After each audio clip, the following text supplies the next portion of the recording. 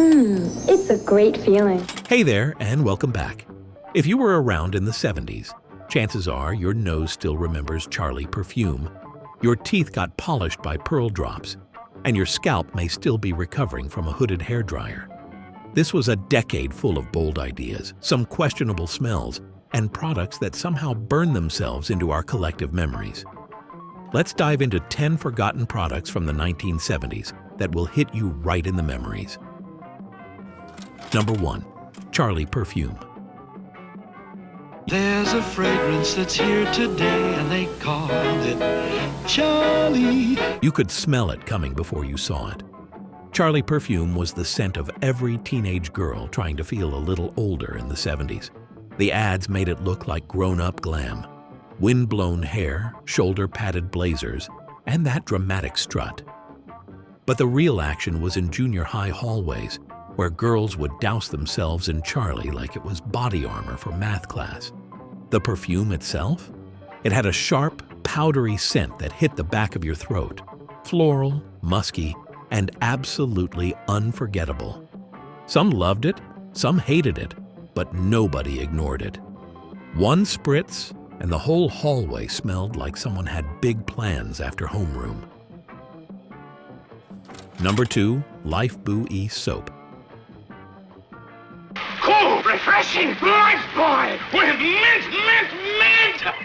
Did you enjoy your shower? Same as usual, Marshmont. Remember that brick red bar that could strip paint? That was Life Buoy. It had a smell that could wake the dead and a lather that left your skin squeaky, literally squeaky. Moms swore by it.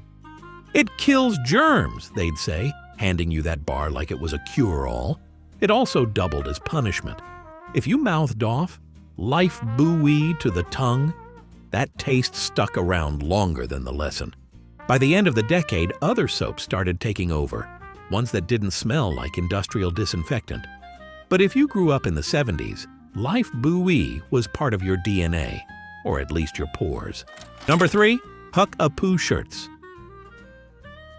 The name alone is enough to make you do a double take. Huckoo. Sounds like something a toddler says after a bad snack, but in the 70s, it meant high fashion. These shirts were loud. We're talking wild prints, paisleys, swirls, florals, checkerboards, basically anything that could make your retinas tap out. They were silky, clingy, and oddly flattering. And people loved them. You'd see a whole lunchroom full of kids wearing shirts that looked like wallpaper from a Vegas lounge. If your shirt didn't scream, were you even trying? And let's not forget, they were machine-washable polyester. In the 70s, that was better than magic. Number 4. Pearl Drops Tooth Polish. Not toothpaste, tooth polish. How do your teeth feel? Do this. Mine feel great. I just polished them with Pearl Drops tooth polish. Pearl Drops didn't mess around with subtlety. This was the stuff for people who wanted a toothpaste that said, "I'm fancy." It came in this elegant little white bottle you had to tilt like you were pouring a cocktail. The flavor? Somewhere between mint and baking soda, with a hint of Elmer's glue? But it worked. Your teeth felt smooth, too smooth, like they'd been waxed. Every smile looked like you'd been moonlighting as a Colgate commercial. And that jingle? It's a great feeling. Yeah, they weren't lying. Pearl Drops was a vibe. Number 5. Kissing Potion. Now for great kisses. Kisses to go. Kisses to glow. Now this one was everywhere, especially at junior high dances and in the bottom of every denim purse in America. Kissing Potion was sticky, roll-on, fruit-scented romance in a tube. Flavors like strawberry, bubblegum, even Dr. Pepper if you were feeling edgy. And it was glossy enough to be seen from space. The downside? It was like applying corn syrup to your lips. If you got your hair caught in it, forget it. You were stuck for the day. And kissing? It was like trying to make out through a layer of melted Jolly Ranchers. But hey, in the 70s, that shimmer meant business. If you wore it, you knew someone was watching. Number 6. Tickle Deodorant.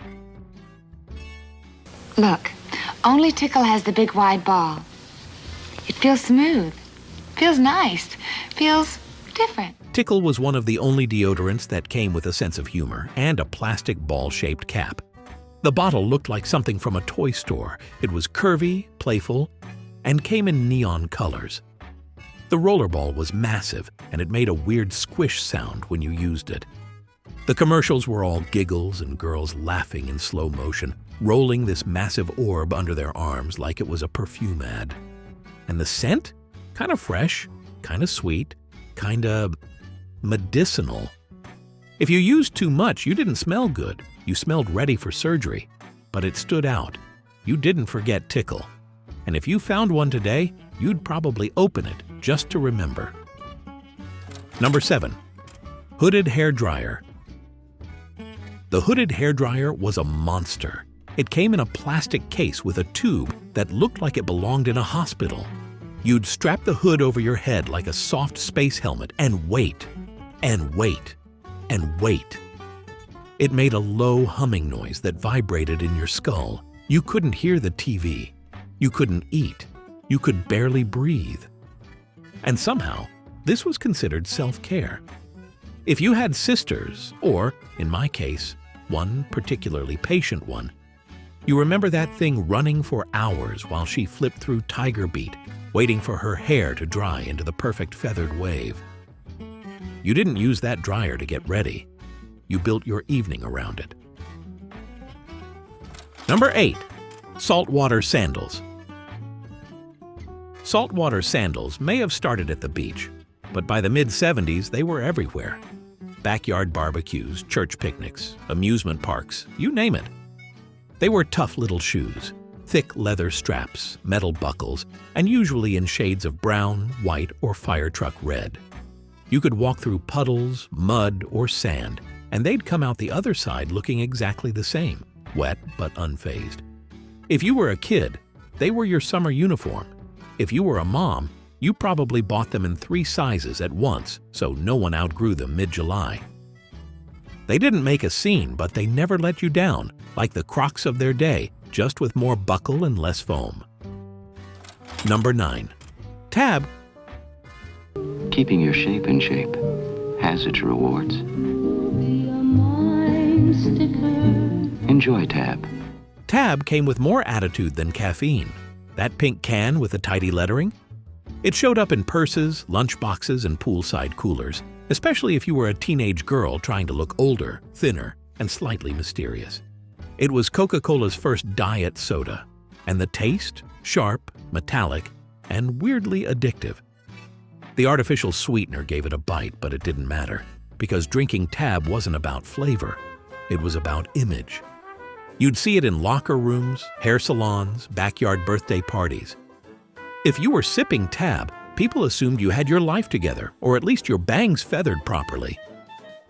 Eventually, Diet Coke took over, but for a solid stretch of the 70s, Tab had its moment. And for a lot of girls back then, nothing said grown up like cracking open a cold can of something pink and unapologetically bold. Number 10. Baby blue leisure suits. If you were a guy in the 70s and had to dress up, odds are you had one of these. A baby blue leisure suit, polyester from head to toe, with lapels that could double as aircraft wings. It came with a matching jacket and pants, and you wore it with a shiny shirt, open at the collar, of course. Bonus points if your shirt had ruffles. Weddings, church, job interviews. If it required being fancy, this was your go-to. The thing is, these suits didn't breathe. If you wore one to a summer wedding, you were basically steaming yourself from the inside. But you looked sharp, and that's what mattered. It's funny now seeing photos of guys sweating through their powder blue ensembles, but back then, that was peak style. There you have it, 10 forgotten 70s products that will either make you smile, cringe, or run to eBay to see if anyone still sells Tickle Deodorant. The 70s had a way of embedding itself into our senses. What we wore, what we smelled, what we touched. They were part of the ritual of growing up, fitting in, and figuring it all out. Which one hit you right in the memories? Drop it in the comments. And don't forget to like, share, and subscribe for more trips down memory lane. Thanks for watching. See you next time.